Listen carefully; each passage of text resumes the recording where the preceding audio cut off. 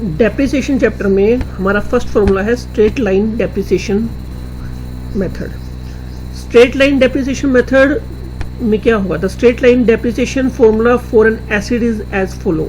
इसका फॉर्मूला होगा annual depreciation expense equals to cost of the assets minus salvage value divide by useful life of the acids.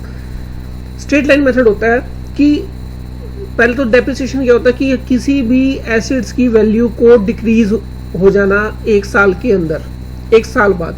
क्योंकि क्या होता है, मान लो आज हमने कार ली 1 लाख रुपए की और वो कार की वैल्यू हमारी अगले साल जो होगी कुछ कम हो जाएगी, तो वो जो वैल्यू हमारी कम होगी उसको बोलते हैं डेप्रिसिएशन। अब डेप्रिसिएशन में एक हमारा जो मेथड है वो स्ट्रेट लाइन मेथड है। स्ट्रेट लाइन मेथड मीन्स कि एक फिक्स्ड अमाउंट, सपोज हमारी 1 लाख की कार थी और वो इस साल हमारी 10,000 रुपए उसमें डेप्रिसिएशन लगा, तो ये जो डेप्रिसिएशन का अमाउंट है ये फिक्स्ड हो जाएगा, यही इस साल लगेगा, यही उससे अगले साल, फिर उससे अगले साल, तो ये एक फिक्स्ड अमाउंट है। और स्ट्रेट लाइन से डेप्रिसिएशन निकालने का फॉर्मूला है हमारा annual depreciation expense equals to cost of the assets की कार थी कितने की minus salvage value. Salvage value होती है कि जो मान लो कार की यूजफुल वैल्यू थी 10 साल कि 10 साल तक हमारी कार चलेगी, 10 साल बाद हम मानते हैं कि हमारी जो कार है वो सिर्फ 10,000 या 15,000 रुपये की रह जाएगी, तो हम उसको माइनस करेंगे, उसको हम बोलते हैं सैल्वेज वैल्यू। कि जो 10 या 11 साल बाद हमारी जो भी कार की वैल्यू रहेगी, तो हम एक एस्टिमेट लगा रहे हैं कि वो हमारी 10,000 की रहेगी, तो हम उसको माइनस करेंगे divide by useful life of the assets. कि useful life of the assets means कि वो कितने साल चलेगी। देखिए यहाँ लिखा हुआ है where cost of the asset is the purchase price of the asset. Means cost of the assets का मतलब हुआ कि जितने में आपने वो गाड़ी खरीदी या आपने वो बिल्डिंग खरीदी, जो भी एसेट्स थी आपने जितने में भी वो खरीदी, वो आपकी कॉस्ट ऑफ द एसेट्स है।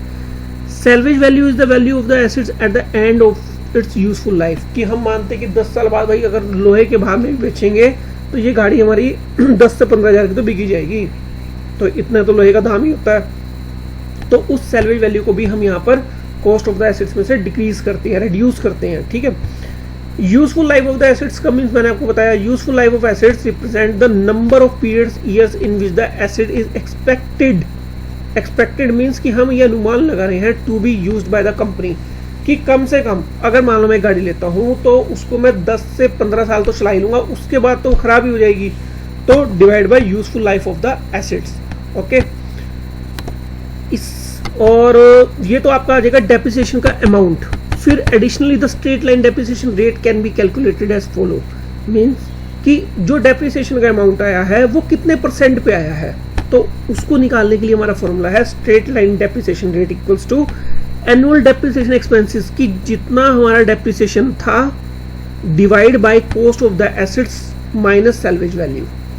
ओके, अब इसी पे एक एग्जांपल कर लेते हैं। Calculate the rate of depreciation under straight line method. Rate of depreciation निकालना है स्ट्रेट लाइन मेथड से from the following. Purchase a second hand machine, हमने एक सेकंड हैंड मशीन ली for ₹96,000, spend 24,000 on it's carriage. कि 96,000 की आपने एक मशीन ली है और उसको इंस्टॉल करने के लिए आपने उस पर 24,000 रुपीज लगाए हैं रिपेयर्स एंड इंस्टॉलेशन के। तो आपको वो मशीन कितने की पड़ी, 96 और 24 1,20,000 की, तो ये आपकी टोटल मशीन की कॉस्ट है। Estimated useful life of machine 4 years, हम ये मान के चल रहे हैं कि वो जो सेकेंड हैंड मशीन है वो लगभग 4 साल तो हमारे पास चलेगी।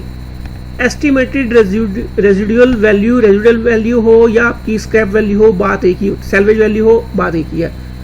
ठीक है, तो रेजिडुअल वैल्यू ₹72,000 रुपीज। तो हम ये मान के चल रहे हैं कि 4 साल बाद अगर हम उस मशीन की वैल्यू 72,000 के करीब तो लगभग रह जाएगी, चाहे वो जितनी भी मतलब खत्म हो जाए। ठीक है, तो इसको हम करते हैं भाई। अब सबसे पहले हमें निकालना है कि डेप्रिसिएशन कितनी है, तो वो फॉर्मूला लेते हैं ऊपर से। फॉर्मूला इसका था ये कॉपी, ये था इसका formula, annual depreciation expenses cost of the assets minus salvage value और useful life of the assets. तो ब्रैकेट में आप क्या लिखो, 96,000 प्लस 24,000 हमारी जो मशीन की कॉस्ट बनेगी वो 1,20,000 बनेगी, क्योंकि 96,000 की आपने सेकेंड हैंड मशीन खरीदी है और 24,000 आपने उसके कैरिज के दिए हैं, तो वो टोटल बन जाएगा 1,20,000 cost of the assets. Salvage value हमें कितनी गिवन है, माइनस कर दो। सेल्वेज वैल्यू है 72,000 रुपीज़, तो ये हो गई हमारी माइनस। ओके,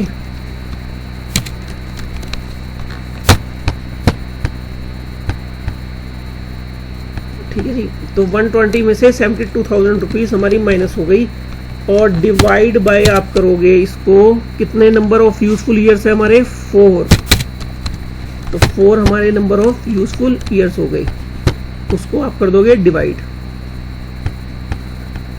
तो इसका फॉर्मूला बनेगा आपका 1,20,000 माइनस 72,000, ये हो गया 48,000 डिवाइड बाय 4।